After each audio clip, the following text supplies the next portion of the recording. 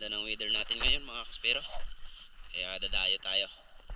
Punta tayo doon sa Tingloy. Yan, first time natin mag-dive doon. At sana swertihin tayo ngayong araw. Kasama ko pa rin yung Tribo Mandaragat at saka si Bro Edwin, at saka si Kuya Joel. Ayan. Bro Ian sa taas. Ayan na si Bro Ian.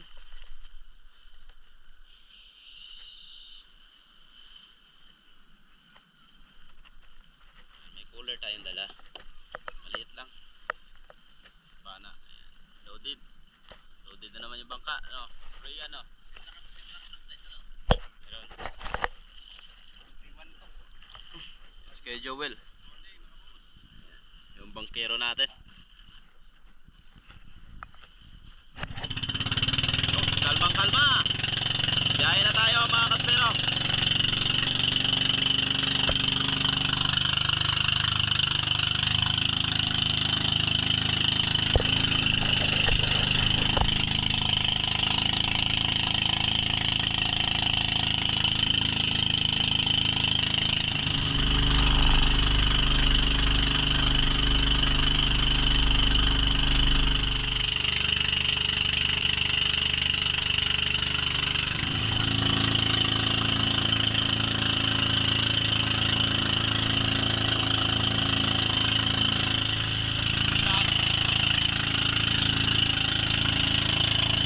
Mga kasero, nandito na tayo sa spot sa Tingloy. Ayan, so dito tayo sa May Parola,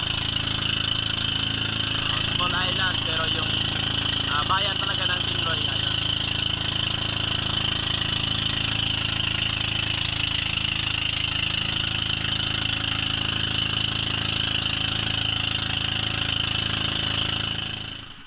Grabe yung tubig mga kaspero, linaw na linaw. Parang kristal, daming bigong. Bato. Oh, kahit dito lang sa tabi, maraming triggerfish.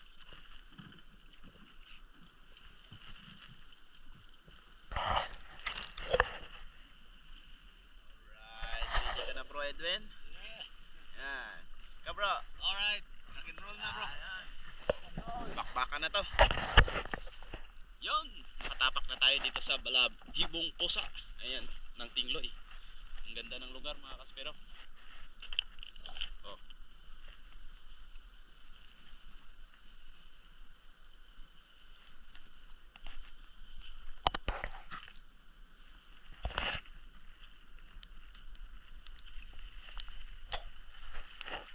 Let's go mga kaspero.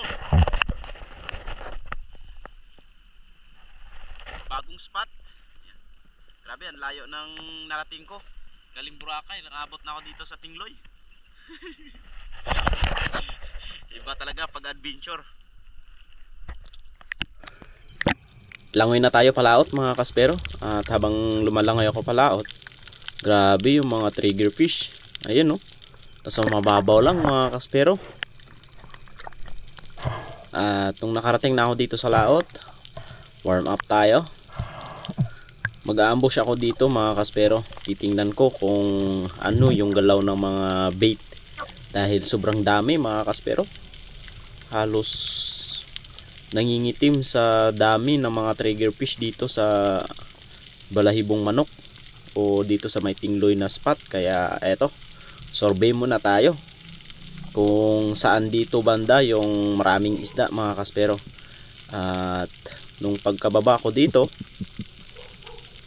nag-fish call ako at saka naghagis ng buhangin. Baka merong mga GT na lumapit. At naghintay tayo ng kaunti.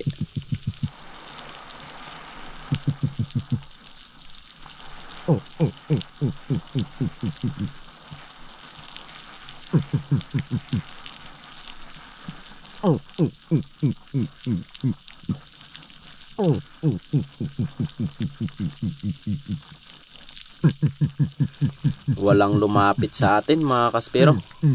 Yung mga lumapit, yung mga kanoping at saka yung mga maliliit na unicorn. Kaya pass tayo dyan dahil pelagic yung hunting natin ngayong araw.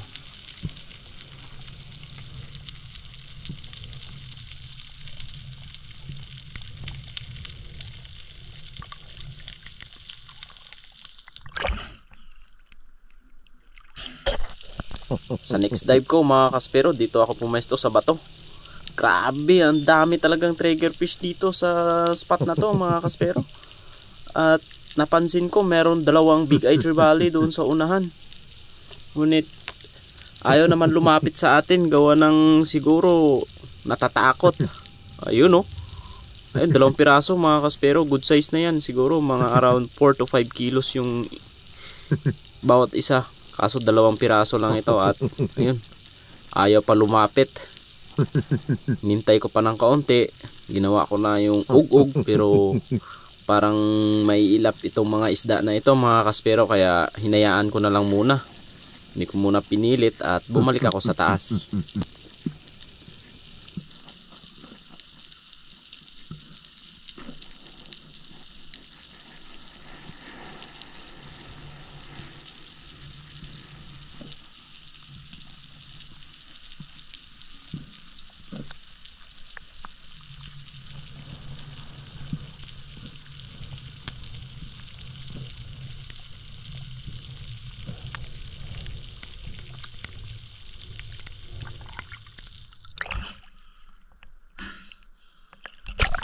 Medyo lumaot nga ako mga kaspero, gawa ng napansin ko, grabe, napakaraming big mouth mackerel. Ayan oh, halos namumuti sila mga kaspero. Ibig sabihin mayroong mga pelagic dyan, like tanigi or dogtooth tuna. Ngunit ilang beses ko siyang sinisid, wala akong nakita mga kaspero.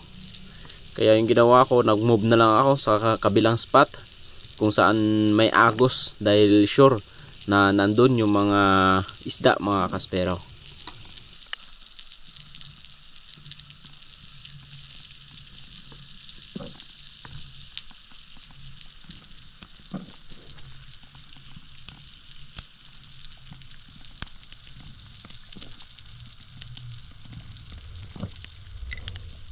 At pagdating ko nga doon sa spot kung saan tayo mamamana, dahil malakas yung agos doon, ito yung nangyari.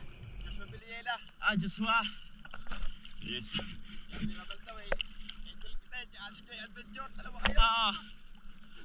Dito ko talaga sa laot nakita. Yes. Ano na huli mo? Tingnan sa isa.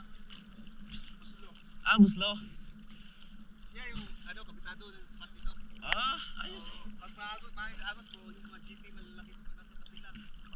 May inaagos malaki. Meron mga bluefin? Ayan, may bira po yung daan lang. Pero pag may agos na yung kayang salungahin lang. Oo. Makikita nyo dito sa pagkasap. Sa matakantuhan lang. Ayos, sige. Dito po. Dito no? Tayo po dyan. After nga natin makipag-usap kay Bro Joshua, ito yung lumapit sa atin, isang napakaamong red bass mga kaspero. Ito na yata yung PB kong red bass dahil sobrang laki nito. Ayun oh, napakaamo, at meron pang kasamang big eye trevally doon sa unahan mga kaspero, pero ito na agad yung pinana ko dahil nandyan lang sa harapan natin at sobrang amo. Grabe, pagdating ko dito sa spot mga kaspero, sobrang dami talaga ng isda, kaya swerte yung spot ni Bro Joshua. Mababaw lang, maraming isda, big eye trevally, may mga na-encounter akong mga dogtooth tuna, ngunit hindi ko napapana. Napakagandang spot ito. Yun nga lang, medyo maagos itong spot na to, pero grabe, saludo ako sa spot talaga na ito. Sobrang dami ng isda. Sa big eye trevally pa lang, solve na kayo dito mga kaspero. Kaya bala ko bumalik dito sa spot na to dahil naiinganyo ako sa sobrang dami ng isda. Pero syempre safety first muna tayo dahil nakakalungkot yung mga pangyayari ngayon, dahil sobrang dami na ng mga kapwa nating mamamana o spero na nadidisgrasya. Kaya dapat magiging safety tayo lagi. Unahin natin yung safety natin, huwag nating alalahanin yung mga isda. Yung isda nandyan lang yan, importante yung buhay natin mga kaspero. Kaya dive safe po lagi, huwag maging aggressive. Kung may isdang makita at alanganin, hayaan, huwag nang habulin. bumalik na kayo sa taas, balikan nyo na lang next day or anong oras, dahil dyan mo lang makikita yan, matatimingan nyo rin yan mga kaspero.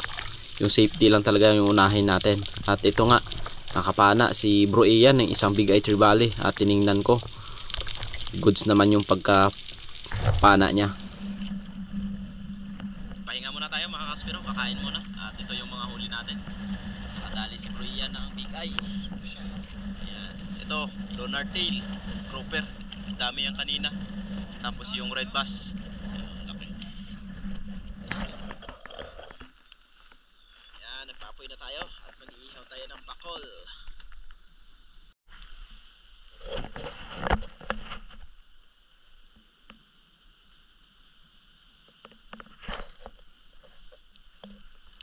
Ganyan lang mag-ihaw mga kaspero. Lechon pakol. Hindi mawawala ang paborito ng spero. Ayan, kainan na. Ihaw yun. Ihaw. Sausawan. Alright. Ito, mackerel. Ayan na naman ang liko.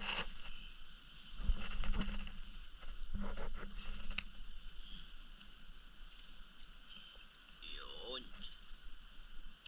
Sausawan. Saan nalagay kamatis? Dito na?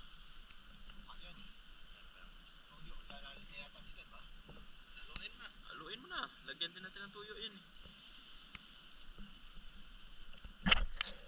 Oh, kakain na ang mga mangyan.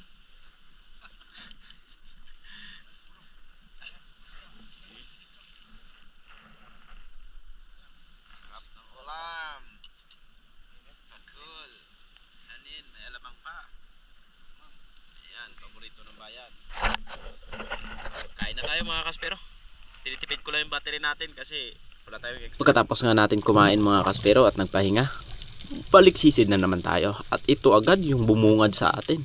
2 dugto tuna. Nalito ako dito mga kaspero, kaya hindi ko napana dahil mabilis rin yung takbo ng dugto tuna na ito. Malalaki ito mga kaspero, 2 piraso. Ayun yung isa, mas malaki yun. Around 10 kilos mahigit sana yun. Pero hindi para sa atin yun. Gaya ng sinabi ko sa kanina, wag nating habulin kung hindi kaya. Balik na tayo sa taas at hayaan natin. Dahil balang araw, makukuha din natin yan mga kaspero. At eto nga, nasa taas pa lang ako. Napansin ko, naghihiwalay yung mga bait, yung mga trigger fish. At nung tiningnan ko, nandun pala yung isang malaking Maori sea perch or kanlay. Mas kilalang kanlay dito sa Boracay mga kaspero. Ito yung isdang napakasarap sa bawan dahil yung taba nito nagkukulay orange. At ito nga, dinahandahan kong binaba at nagtangka pang umalis ito. Lumangoy palayo, ngunit ito yung nangyari. Tinira ko na mga kaspero kahit medyo may distansya sa atin. At buti na lang tinamaan pa natin. At yung masama pa dito, hindi tumagos yung 2 flapper natin. Yung unang flapper nakalabas pa mga kaspero. Syempre, diskartihang malupit yan mga kaspero. Hindi ko yan hinila, hinayaan ko lang sa ilalim. At ako na nag-release ng tali sa reel natin para hindi mahila itong malaking Maori sea perch natin. Dahil pag nakawala ito, sayang naman. Kaya hinayaan ko lang yan. Nire-release ko yung tali sa reel habang paangat ako.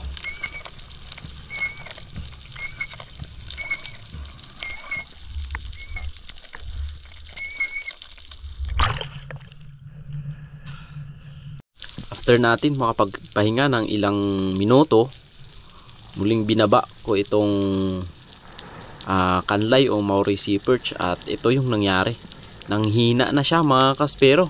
Kung napapansin nyo, yung isang flapper ko nakalabas, tapos isang flapper nakalabas din. At yung ginawa ko, hinawakan ko na at tinusok mga kaspero. Buti na lang sobrang hina na ng Maury Sea Perch na ito, hindi na makalaban dahil na spine shot natin ito. Ayan, para sa atin talaga ang isda na ito, dahil kung hindi para sa atin, nakawala na ito mga kaspero.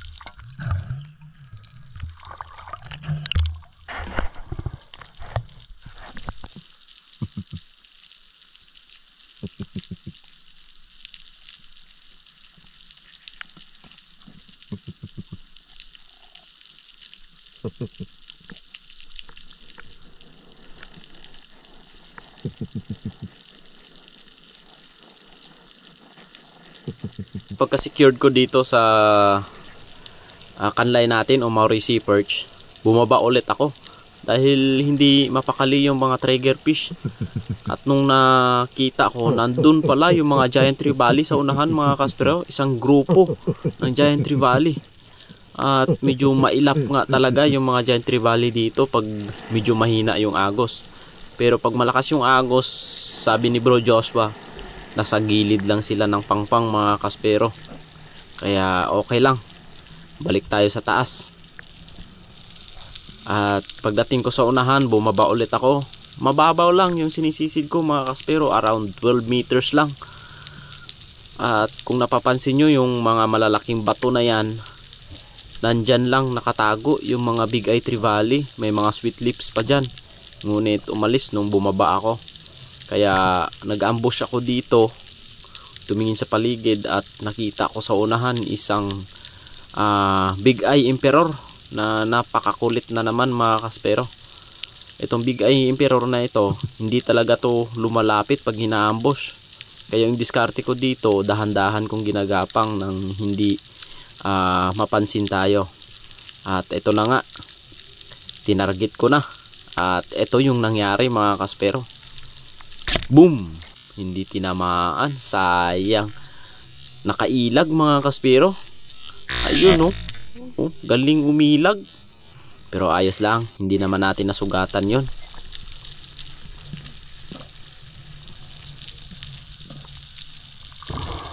At akalain nyo mga kaspero, nandito pa lang ako sa taas, tanaw ko na yung grupo ng big eye trevally. Yung iba nandun sa unahan, at etong dalawa paikot-ikot lang sa ilalim. Ayan, nasa baba ko na mga kaspero, papanain ko na nga sana, kaso lang baka mas stone shot yung shaft natin at hindi makuha. Kaya hanggang sa umalis na lang sila. Ayun, hinayaan ko na mga kaspero. Para hindi sila mabulabog, hinayaan ko na. Bumalik na lang ako sa taas. At nagdiretso ako sa unahan. Eto, merong dalawa naglalambingan. Kaya ayun, inistorbo ko yung paglalambingan nila. Tinira ko yung mas malaki. At tinamaan naman mga kaspero. First time kong dinrap shot itong big eye trevally. Napakaganda talaga ng pana natin. Kaya shout out sa'yo, Bem Recha, sa ating SG maker na napakalupit. Sulit mga kaspero. Kaya kung gusto nyo mong pagawa, PM nyo lang si Bem Recha. And then shout out din kay Sir Abraham sa Corsi Spearmaster. Kung gusto nyo lang shop, rubber, trigger, or spear gun accessories, meron siya mga kaspero. Legit na legit yun. PM nyo lang siya mga kaspero. At sa rubber, meron din tayo kay Sir Gaga, o kaya kay Spearman's Gear. Ayun.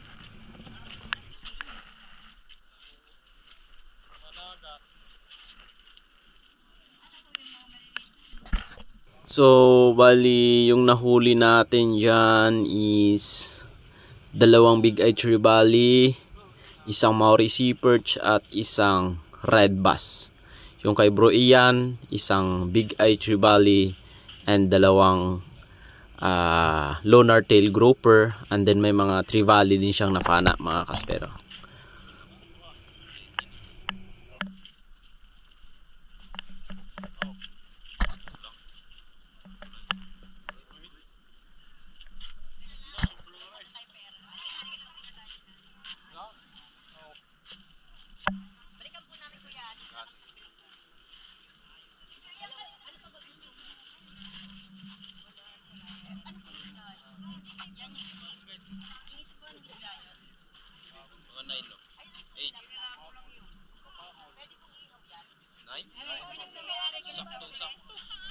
Wala yan nakita, wala. Oh, kapatin niya yung dalawang yan. Hoy, deserve yan. Ay, deserve ka na.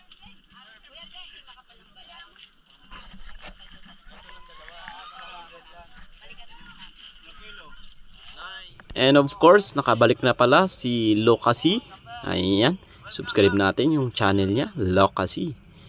Ayan mga kaspero, humabol pa siya. Nag-dive lang siya dyan sa tapat mga kaspero at nakahuli siya ng isang unicorn fish. Napakatabang unicorn fish yan mga kaspero. Galing Palawan si Bro Loca. Mga kaspero, mga kasi. Bro Ian, Tribu Mandaragat. Si Master Gabi. Gabi Ramal, Spur Fishing. At Edwin. Team Stone Shot dito sa Batangas.